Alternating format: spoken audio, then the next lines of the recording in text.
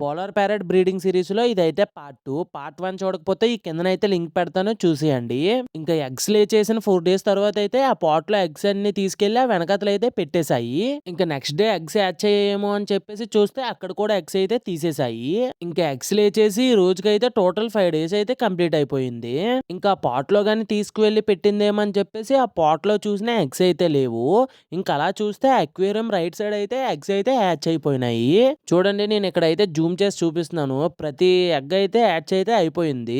ఇంకా ఎగ్స్ కి అయితే స్టార్టింగ్ లో స్మాల్ ఐస్ కూడా కనబడుతున్నాయి. చూడండి నేను జూమ్ చేసి అయితే చూపిస్తాను. ఇంక ఇవైతే స్మాల్ బిట్ ఆఫ్ మూవ్మెంట్ అయితే ఇస్తున్నాయి. మీరైతే వీడియోలో అయితే అబ్జర్వ్ చెయ్యొచ్చు.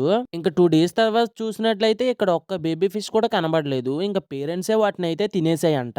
ఇంకా మన బ్యాడ్ లక్ వీటికి ఫస్ట్ టైం కాబట్టి ఇలాగైతే చెయ్యొచ్చంట. ఇంకా మనం ఏం చేయలేము.